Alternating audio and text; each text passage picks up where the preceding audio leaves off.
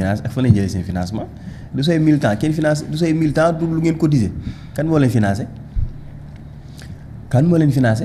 nañu waxante dëgg moo tax man dama gëm ni Sénégal yi sax dañu war a organiser une marche boo xam ni dañu war a exiger à l'Assemblée nationale à ce que ñu gaaw voter dugal benn proposition de loi boo xam ni dafay encadrer effectivement li nga xam ne moo di suñu caisse noire ji d'accord effectivement mën nañ leen a jox ay xaalis koppar yoo xam ni c'est pour les opérations ultra sensibles nga xam ni mënta ñàkk te des fois mu nekk des imprévus d'accord amul problème mais nag dañ comme li Ousmane Sonko ko wax dañ ciy teg bii de te teg bii bi maam ak teginam daam nuñ ko ci tegee ñun waxuñu ne bépp dépense bu ñu fa def ñu génnee ko ci biir ñëpp xam ko mais nous les Sénégalais am nañ ñoo xam ni am nañu yaakaar ci ñoom wóolu nañ leen daañu leen délégué wala ñu mandaté leen ñoom ñooy ñëw ñuy ci tegal bii su ko defee xaalis bi li nga xam ne moo ko taxoon a jóg ak fi ko taxoon a jóg ñuy xool ba xam dugg na fa wala dugg fa parce que président Diomaye bu nekkee ci kujje gi wax lam nu wax tey dikk ba toog naan déedéet dikk xam nga ne caisse noire moom sëñ bi dafa neex de après toog naan ñun du lépp la ñu mën a contrôler ça veut dire que ni am na coppite yu am ci diggante bi moo tax ma ñu la Assemblée nationale bii ak fii ak fan yi ñëw gars yi dinañu gis yi fii yëngu gem bi dina yëngu de xam nga Sonko dafa doon naan gem bi dina yëngu politiquement mais alaaji législativement lañ koy wax xamu nuñ koy waxee Assemblée nationale jamono ji fan yi ñëw bu soobee yàlla gem bi dina yëngu parce que li gars yi naan fii metti fi la gars yi nar a laal moo tax gis nga gars yi ni ñuy defaraate seen taxawaay déjà Amadou Ba dellusiwaat na xam naa ni waa opposition bi dañ koo fàtte ma fàttali leen ko Amadou Ba duggaan Assemblée nationale dafa mel ni Sonko rek xam naa ni mooy problème mais démission yii nii ndax mën nañ koo jàppee stratégie politique wala dañuy réorganiser wu pour mën a taxaw ci liggéey bi. ne ko mën la sànq ci logique la ñu nekk ñoom maanaam politique mi ngi ci. waaye logique également itam mi ngi ci yooyu yëpp kenn du ko ci boole politique mi ngi ci logique mi ngi ci parce que ku ci démissionné politiquement da nga am loo ci gagné mais également itam dafa am benn chaîne bu ñu teg bu El Malick commencé ba pare boo xam ni moom la gars yi nekk di àggali mu nekk liggéey boo xam ne parce que instant bi Pastef nag moo yay defaraat toogaay parce que xam nga la moo tax instant bi dafa yore une institution au départ dafa bokkoon yoroon une institution muy Assemblée nationale ba pare nekkaale en même temps ci exécutif bi léegi dañuy seppi seen loxo ba ñu set wecc ci l'exécutif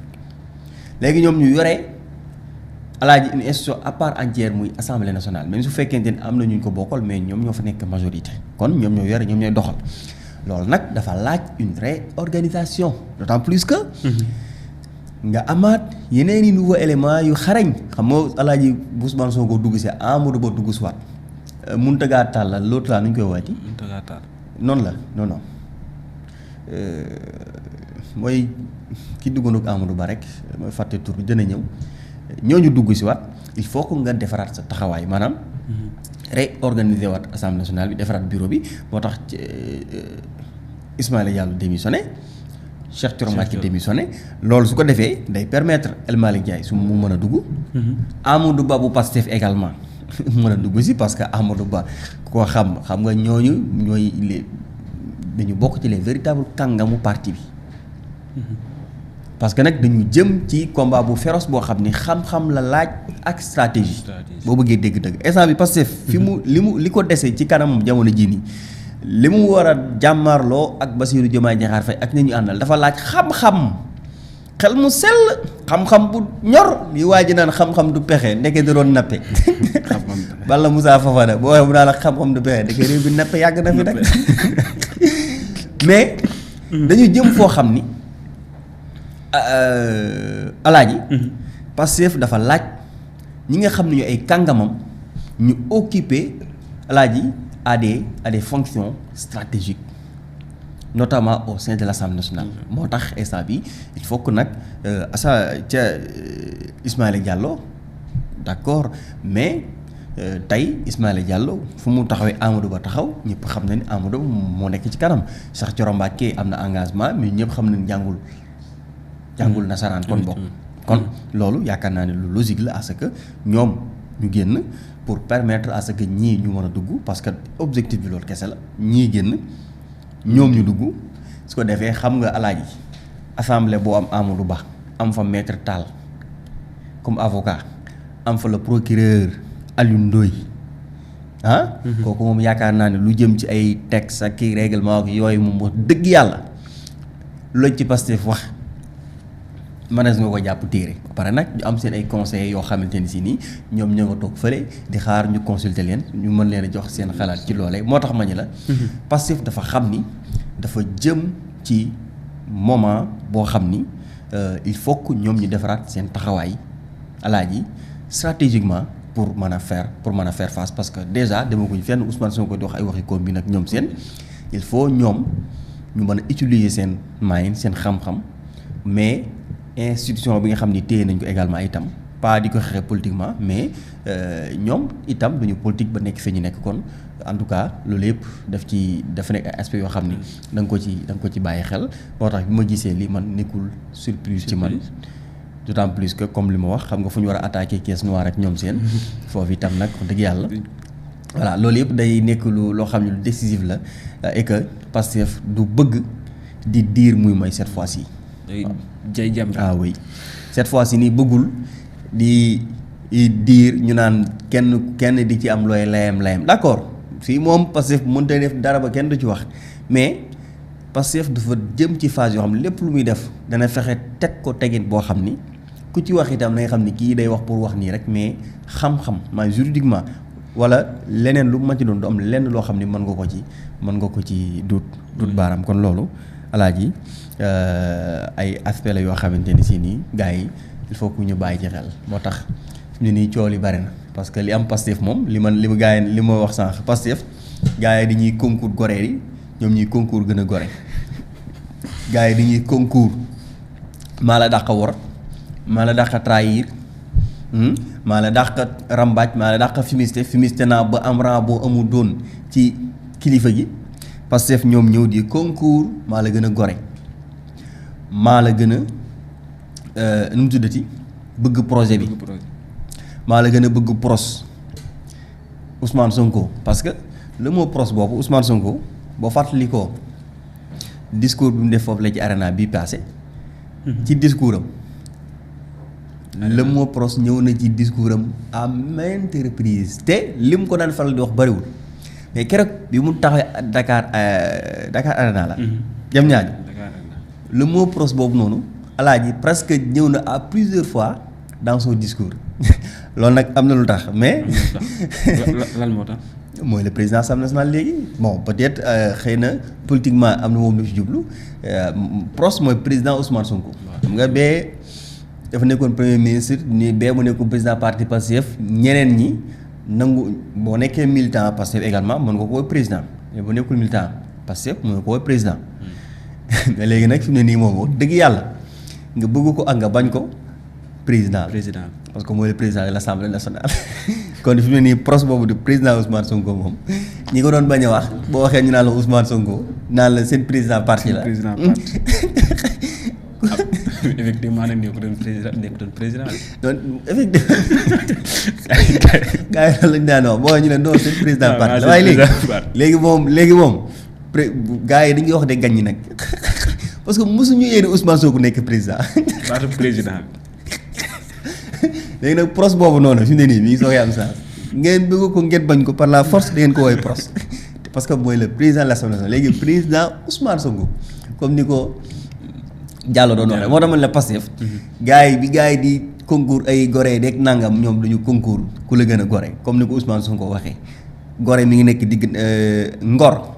mi ngi nekk digg Ndakaaru boo amee say tànk mën ngaa dox dem fa mais gis nga gore boo mënti fee doo fa dem moo tax Ousmane Sonko ni am ngor yomb na mais gore moo jafe loolu nag la ñu gis ci Pastef mooy que ni gars yi duñu nekk di concours gore kenn ku nekk di concours ku ne di concours ni la man maa la gën a gore et que lu jafe lu raar loo xam ni mën naa ni ànd bi yëpp ñu ngi ciy waxtaan yi le monde entier mooy li am Pastef tey les formations politiques yu ci bari gars yi dañuy daw jëm ci ay nomination gars yi dañuy daw di xëccoo ay privilèges ay nangam ak nangam Pastef nag ñoom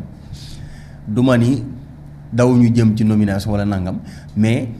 le vrai sens du terme. La patrie avant le parti ñii ñoo ko wane. mooy que ni projet bi leen boole ñoom. mu nekk projet boo xam ne tey li ëpp ci Sénégalais yi ci projet boobu la ñu ànd saa bu soxlawee ñoom dañuy fàtte seen jëmmi bopp yi jiital projet bi moo tax ma ni la patrie avant le parti tey la vraie définition ñi ñoo ko joxe mooy waa Pastef tey ki njëkk a wane yoon bi nag mooy Ousmane Sonko ñooñu ñu bari gars yi dañ koy fàtte xam nga El Malick dafa wane gore rek mais alaaji Ousmane Sonko ko joxee ay poste de député fal ay maire fal un président de la république li gën a kawee kooku moom kenn mënut a def dara ci parti bi boo taxaw di ci fa gis a dënn loolu gars yi di démissionné dañ koy def en toute humilité